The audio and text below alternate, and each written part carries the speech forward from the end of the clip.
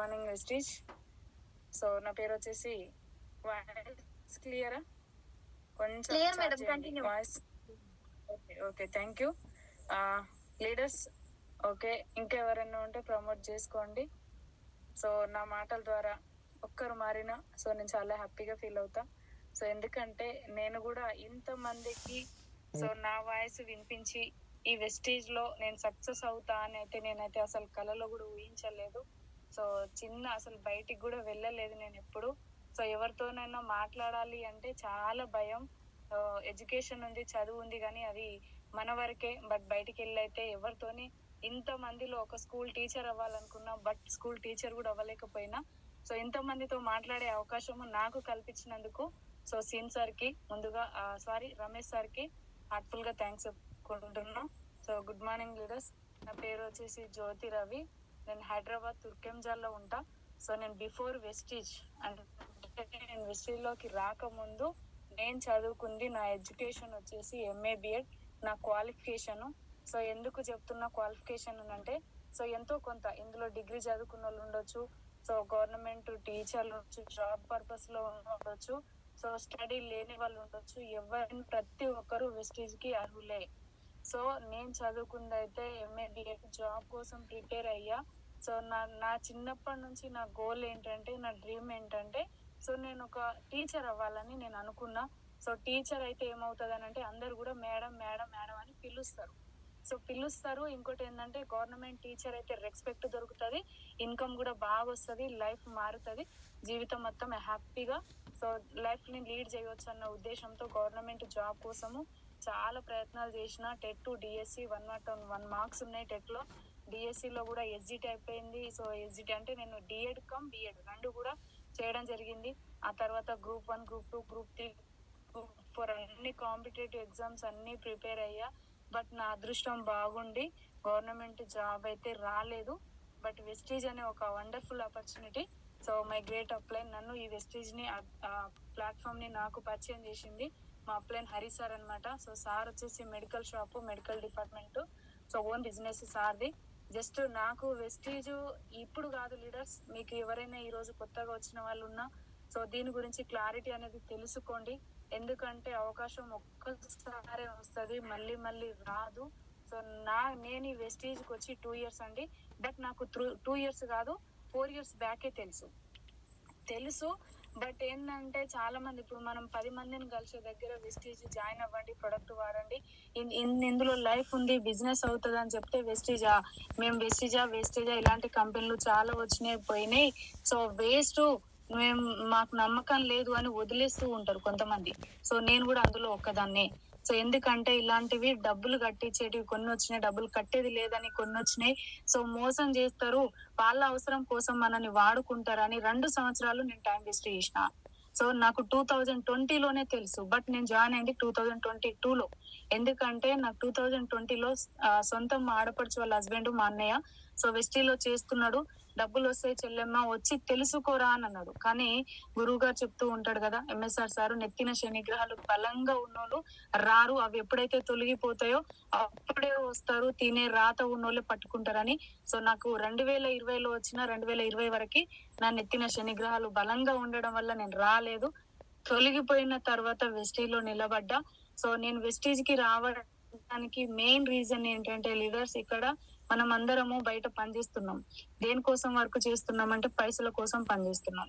SR no ఒక్కసారి మీరు నాకు రిప్లై కూడా ఇవ్వాలి. సో పైసల కోసం ఎంత మంది పనిచేస్తున్నామంటే భూమి మీద ఉన్న ప్రతి ఒక్క మనిషి అనే వ్యక్తి, మనిషి అంటే మనం దేవుడు మనుషులకే మాట్లాడే హక్కు, సో అంటే మాట్లాడే ఛాన్స్ ఇచ్చిందంటే మనిషికే. ఏ జంతువు మాట్లాడదు, ఏ క్రూర మృగాలు మాట్లాడవు, సో ఎవరికి ఛాన్స్ ఇవ్వలే. సో కొన్ని లక్షల జీవరాశులలో మనం కూడా ఒక జీవరాశిగా ఉన్నామంటే మాట్లాడే ఛాన్స్ దేవుడు మనిషికే ఇచ్చిండు. సో అట్లా ఏందంటే సో నాకు అంతకు ముందే తెలుసు, బట్ నేనైతే వినిపించుకోలే. సో మనమందరం దేనికోసం పనిచేస్తున్నాం బయట అంటే పైసల కోసం పనిచేస్తున్నాం. SR no. సో పైసల కోసం నా దగ్గర కూడా పైసలు ఉన్నాయి, ఎంతో కొంత ఆస్తుంది, అత్తమామ ఇచ్చిన ఆస్తుంది. సో నా కాళ్ళ మీద నేను నిలబడే తెలివి నాకుంది. సో మా భర్త సంపాదిస్తున్నాడు, సో ఆర్టీసీ గవర్నమెంట్ జాబ్ అనమాట, RTC conductor. So Pandu sir driver. So మా సార్ వచ్చేసి కండక్టర్ అన్నమాట. మహేశ్వరం డిపోలో 18 సంవత్సరాల ఎక్స్పీరియన్స్ ఉంది. ఇప్పుడు 18 years. సో నేను మా సార్కి నేను వచ్చింది అయితే మా సార్ హెల్త్ కోసమే వచ్చిన. సో ఏంటి మేడం ఏం హెల్త్ అని అంటే, ఇక్కడ ఉన్న వాళ్ళకి మనం జనరల్ గా మన ఊర్లో కానీ ఫ్రెండ్స్ కానీ అక్కడ ఇక్కడ చూస్తూ ఉంటాం. బీపీ ఉంది, షుగర్ ఉంది, థైరాయిడ్ ఉంది, సో మోకాలు నొప్పులు ఉన్నాయి. వీటన్నిటికి జనరల్ గా వచ్చిపోయే జబ్బులు అయితే కావు. ఒక థైరాయిడ్ వచ్చిందంటే లైఫ్ లాంగ్ మందులు వాడాలి, షుగర్ వచ్చిందంటే లైఫ్ లాంగ్ మెడిసిన్ వాడాలి. బట్ వాడుతూ వాడుతూ వాడుతూ కొన్నాళ్ళు జీవితాన్ని లైఫ్ ని అంటే కొన్ని రోజుల వరకు మనిషి బ్రతకొచ్చు. కానీ నా భర్త బ్రతకలేని పరిస్థితికి వెళ్ళిపోయిండు. ఏంటి మేడం అంత సివియర్, ఎంత హెవీ ప్రాబ్లం ఏంటంటే, సో లివర్ ఖరాబ్ అయిపోయింది. సో లివర్ డ్యామేజ్ వచ్చింది. 80% లివర్ డ్యామేజ్. అంత ఇంత కాదు, మామూలు కాదు. సో మన మనిషికి 1,50,000 నుంచి 4,50,000 వరకు ప్లేట్లెట్స్ ఉండాలి. కానీ నా భర్తకున్న ప్లేట్లెట్స్ ఏంటంటే 30,000 పడిపోయినాయి. సో అలాంటి పరిస్థితుల్లో సో నేను ఇన్నాళ్ళు నేను జాబ్ అయితే ఎక్కడ వెళ్ళలేదు. నా భర్త ఉన్నాడు కదా, తెచ్చి పెడుతున్నాడు. సో నేను ఇంకా బయటికి వెళ్ళి ఎందుకు పని చేయాలి, తను తెస్తున్నాడు, 30,000 వస్తున్నాయి, జీతం వస్తుంది, నెలంతా గడిచిపోతుంది, చిన్న చిన్న రూము. సో ఏంటంటే సో కావాల్సిన వచ్చిన దాంట్లోనే అడ్జస్ట్మెంట్ అవుతూ భర్త సంపాదిస్తున్నాడు కదా, బయటికి పంపించాడు అనమాట మా ఆయన. సో నా ఫ్యామిలీ విషయానికి వస్తే, మా నాన్న నేను చిన్నగా ఉన్నప్పుడు 7th class లో నేను ఉన్నప్పుడు మా నాన్న చనిపోవడం జరిగింది. చనిపోయిన తర్వాత మా మమ్మీ చాలా కష్టపడుతూ మమ్మల్ని చదివించింది. సో నాకు ఒక అన్న ఒక తమ్ముడు, నేను మిడిల్ అన్నమాట. సో అక్కడ ఏంటంటే భర్త సంపాదించే భర్త మంచానికి పడ్డా లేకపోతే భూమి మీద లేకుండా వెళ్ళిపోయిండు మా నాన్న. మా అమ్మ పరిస్థితి నేను చూసిన. సో మా సార్కి లివర్ ప్రాబ్లం వచ్చిన తర్వాత 15 సంవత్సరాలుగా గవర్నమెంట్ జాబ్ చేసి ఉన్నాడు. బట్ అక్కడ ఇన్కమ్ అయితే ఒక నెల పాటు ఇంట్లో ఉంటే డబ్బు రాలేదు, ఇన్కమ్ ఇవ్వలేదు. 15 సంవత్సరాలుగా ఆర్టీసీకి సేవ చేసిండు కదా, చాకరీ చేసిండు కదా, మరి ఒక్క నెల నాడు ఇంట్లో బాగాలేకపోతే తను వెళ్ళలేని పరిస్థితిలో ఉంటే ఇన్కమ్ వచ్చే అవకాశం ఉందా? సో ఇస్తారా? ఎవరు ఇవ్వరు. సో అట్లా ఏంటంటే మా సార్ నన్ను ఇన్నాళ్ళుగా బయటికి పంపించలేదు. తను తెస్తున్నాడు, నేను తింటున్నా, తను తెస్తున్నాడు, నా పిల్లలను చూసుకుంటున్నా. ఇంతవరకే. లేడీస్ కి ఏం కావాలండి, ఎంత కావాలి డబ్బు? అసలు ఆలోచన వస్తుందా? భర్త ఉన్నాడు, సంపాదించి పెడుతున్నాడు, చాలు అనుకుంటాం మనం. సో అదే సంపాదించే భర్త మంచానికి పడిపోయిండు, మరి లేవలేని పరిస్థితిలో ఉన్నప్పుడు మరి ఇన్కమ్ వస్తుందా? జాబ్, గవర్నమెంట్ జాబ్ అనేసి సో వస్తుంది పోతుంది అనుకుంటాం, కానీ నెల నాడు జీతం వస్తుంది, మళ్ళీ నెల వచ్చే వరకు అప్లై అవుతాయి, అవునా కదా? సో అట్లా మరి తెచ్చే భర్త 20,000-30,000 సంపాదించే భర్త మంచానికి పరిమితం అయితే, మరి నేను సింగిల్ గా ఇన్నాళ్ళు ఎక్కడ బయట పని చేయలే.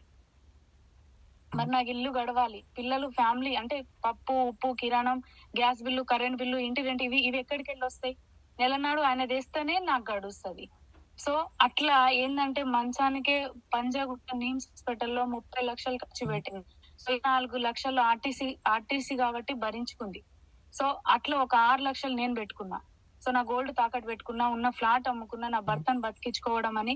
కానీ లాస్ట్ ఫైనల్ గా ఏం చెప్పారంటే, అమ్మ 80% లివర్ డ్యామేజ్ వచ్చింది, నీ భర్త బతకాడు, బతికినన్ని రాళ్ళు నువ్వు బతుకుతాడు, ఇన్ని మందులు ఇస్తాము, తీసుకెళ్ళు. సో ఉంటే నీ మనిషి, పోతే దేవుని మనిషి అని నా చేతిలో మా ఆయన ఇచ్చి పంపించేసిరు. ఇంటికి తీసుకొచ్చిన. సో ఇంట్లో వదిలేసిన. ఇన్నాళ్ళు బయటికి వెళ్ళలే నేను. మరి ఇప్పుడు బయటికి వెళ్ళాలా వద్దా? బయటికి వెళ్ళాలి ఖచ్చితంగా. నేను బయటికి వెళ్ళాలి. ఒక 5,000 10,000 నా పిల్లల కోసం, కిరాణం పాలు ఖర్చుల కోసం నేను వెళ్ళాలని ఒక చిన్న టాటా మోటార్స్ లో వర్క్ చేసుకుంటూ ఉన్నా. అక్కడ ఒక 2.5 సంవత్సరాలు జాబ్ చేసేటప్పుడు నాకు వెస్టీజ్ అనేది నా దగ్గరకు వచ్చింది. సో నాకేం చెప్పిండంటే హరిప్రసాద్ అని సారు ఏం చెప్పిండంటే, ఏమి లేదురా, ఇక్కడ జస్ట్ మనం ఇంట్లో కావాల్సిన నిత్యావసర వస్తువులు ఉంటాయి, తర్వాత హెల్త్ కేర్ ఉంటాయి, సో వాడుకోవాలి. ఇదే మాట నలుగురు చెప్తే పైసలు వస్తాయని చెప్పిండు. సో ఆయిల్, సబ్బు, పేస్ట్ ఇన్నాళ్ళు మన తాత ముత్తాతల కాలం నుంచి వాడినాం. ఎవరైనా రూపాయి ఇచ్చిర్రా? ఎవరు ఇవ్వలే. కంపెనీ ఎందుకు ఇస్తారు సార్? ఇవన్నీ ఫేకు, ఇవన్నీ వేస్ట్. మీరు వెళ్ళకండి. మీరు వెళ్ళడం కాదు, యాజ్ ఏ ఫ్రెండ్ లాగా నేను మాట్లాడతా, కానీ ఇలాంటి దాంట్లో నేనైతే చచ్చినా రాను, నువ్వు నాతో మాట్లాడుకున్నా పర్లేదని చెప్పేసిన. సార్ ఎట్లా పరిచయం అంటే, మా పిల్లలు వాళ్ళ పిల్లలు ఒకే స్కూల్, నేనే డ్రాప్ చేయాలి, నేనే పికప్ చేసుకోవాలి, మా సార్ లేవాడు. సో అట్లా కొంచెం మళ్ళీ పిల్లలకి ఏదైనా కోల్డ్ కాఫ్ అయినా మెడికల్ షాప్ డాక్టర్ దగ్గర పోవాలి, సార్ పరిచయం అయింది. సో అట్లా నేనైతే అస్సలు వినలేదు హరిసార్ చెప్పినప్పుడు. కానీ నా ఇంటికి వచ్చి సో నాకు హోమ్ మీటింగ్ ఇచ్చింది my great leader, my mentor mister Dhanalakshmi Shankar sir వాళ్ళు. మా ఇంటికి వచ్చి, ఏం లేదురా, మా సార్కి కూడా గ్యాస్ పెయిన్ ఉండే, బీపీ ఉండే, నేను వాడుకున్నా. 1,86,000 వస్తున్నాయి నాకు. ఒక్కసారి రా జ్యోతి మీటింగ్ రా. ఎంఎస్ఆర్ అనే వ్యక్తి ప్లాటినా బైక్ మీద బట్టలు అమ్ముకున్నాడు. సో 5,56,000 వస్తున్నాయి. హైతనర్ లో మీటింగ్ ఉందంటే నేను హైతనర్ మీటింగ్ రాను, ఏడికి రాను. 1,86,000 ఎట్టొస్తాయి? నువ్వు ఎంత మందిని మోసం చేసినావో, ఎంత డబ్బులు కట్టించినావో నాకొద్దు తల్లి, నీకు దండం, నువ్వు వెళ్ళిపో అని చెప్పిన. బట్ నేను అస్సలు వినిపించుకోలే. కానీ మా సారు చూద్దాంలే, సరే చేద్దాము, ఏముందిలే, ప్రోడక్ట్ వాడుకుంటే బాగుంటది అంటారు కదా అనుకొని, సో ఒక 3 to 6 months మా సారు బలవంతంగా మా ఆయననే ప్రొడక్ట్స్ వాడుకున్నాడు. సో నాకైతే సంబంధం లేదు, నువ్వేదో పిచ్చి పిచ్చిగా వాడుతున్నావు, నీకేమన్నా అయితే మాత్రం నాకు సంబంధం లేదు, నువ్వు ఎట్టానైనా చచ్చిపోతావు అని డాక్టర్లు అయితే చెప్పేసిర్రు. సో ఉన్నాళ్ళన్నా మంచిగా ఉండు, అవి ఇవి వాడి మళ్ళీ 6 నెలలు బతికేటోను 3 నెలలకే చస్తే నేను చంపినా అంటారు మీ వాళ్ళు అనేసి నేనన్నా. సో అట్లా నేను చాలా నెగిటివ్ తో ఉన్నా. కానీ ఒకే ఒక మీటింగ్ కి రండి మేడం అని హరి సార్ బలవంతంగా హైతనర్ తీసుకెళ్ళిండు. హైతనర్ తీసుకెళ్తే అక్కడ ఆ రోజు హోస్టింగ్ ఎవరంటే జ్యోతి మేడం. సో ఎంబీఏ స్టూడెంట్ ని ఒక వండర్ఫుల్ ఆపర్చునిటీ అండి, తెలుసుకోండి అని అంటే ఇప్పుడు మనం కూడా చాలా మంది వెంట పడుతున్నాం. సో టీములు వస్తున్నాయి, జనాలు వస్తారు, జాయిన్ అవుతారు, బట్ మీటింగ్ వస్తారు, మధ్యలోనే వెళ్ళిపోతారు. అవునా కదా? సో నేను కూడా అట్లనే మధ్యలో ఉన్నా. ముందు కూర్చోబెట్టిరు కానీ నాకు కాల్ వచ్చింది, నాకు వద్దమ్మా నేను జాయిన్ కాను, నాకు వద్దని మధ్యలో నుంచి వెళ్ళిపోయినా.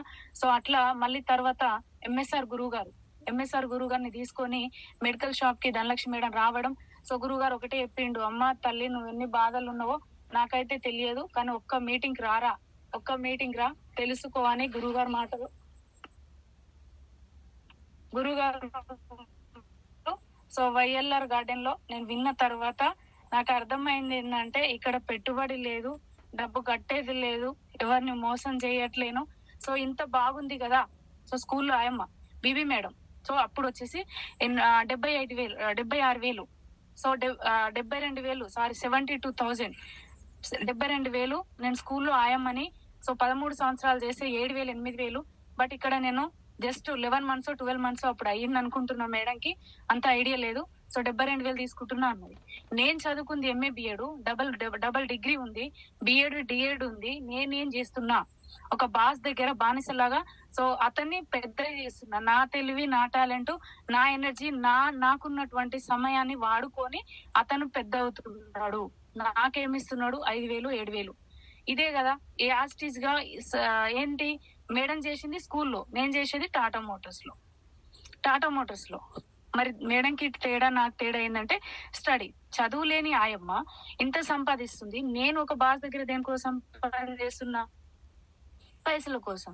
మరి ఈ పైసలు తనకు చేయలేనా ఈ బిజినెస్? ఇది ఒక్కటే నాకు అసలు ఆ రోజు నిజంగా నాకైతే ఇంటికి వచ్చిన తర్వాత నా బతుకు అనుకున్నా. నాకు లేనే అనుకున్నా. ఒక స్కూల్లో ఆయమ్మ సంపాదిస్తుంది వెస్టీజ్ త్రూ. 2 సంవత్సరాలు నాకు చెప్పినప్పుడు నేను ఎందుకు వినిపించుకోలేదు అనుకున్నా. కానీ 2 సంవత్సరాల ముందట నేను జాయిన్ అయిపోతే అది మన ఎంఎస్ఆర్ అసోసియేషన్ కాదు. సో నిజంగా తినే రాత మనం ఎంఎస్ఆర్ అసోసియేషన్ లో ఉన్నందుకే నేను ఇక్కడ సక్సెస్ అయినా ఏమో అనిపిస్తుంది అప్పుడప్పుడు. సో అట్లా మీటింగ్కి వెళ్ళి తెలుసుకున్నా. సో మా సార్కి హెల్త్ గురించి వాడిపించిన. సో కొన్ని మీటింగ్లకి ఎప్పుడు ఇక్కడ ఎవరైనా సరే, సో 565 మెంబర్స్ ఉన్నారు. 565 మెంబర్స్ కి అందరం మనం లీడర్లం, బిజినెస్ చేస్తున్నాం, వెస్టీజ్ బిజినెస్ చేస్తున్నాం. సో మనని ఏంటంటే వెస్టీజ్ మీటింగ్ వెళ్ళాలంటే లేట్ అవుతుంది. సో కొన్నాళ్ళ వరకు టీం రాదు, అసలు జాయిన్ గారు, ఎవరు రారు. సో బట్ నేను మాత్రం 3 నుంచి 6 ఒక్కదానే మీటింగ్. నా వెనకాల ఎవ్వరు ఏమన్నాడంటే, పిచ్చిదానా నాకైతే ఆరోగ్యం వచ్చింది కానీ పైసలు అయితే రావు అని చెప్పిండు. వాయిస్ క్లియర్ వస్తుందా? నేను ఎక్కడో నిలబడి మాట్లాడుతున్నా. ఓకే. సో లోపల మా డౌన్లైన్ హోమ్ మీటింగ్ చేస్తుంది. సో బయట ఎక్కడో ఉండి మాట్లాడుతున్నా. ఏమన్నా ఒక్కసారి మెసేజ్ చేయరా ప్లీజ్. అర్థం అవుతుందా voice? Okay. Thank you sir, thank you. So అట్లా మా సార్ దగ్గర అస్సలు బయట ఎవ్వరూ నెగిటివ్ కాదు, నా భర్తనే నెగిటివ్.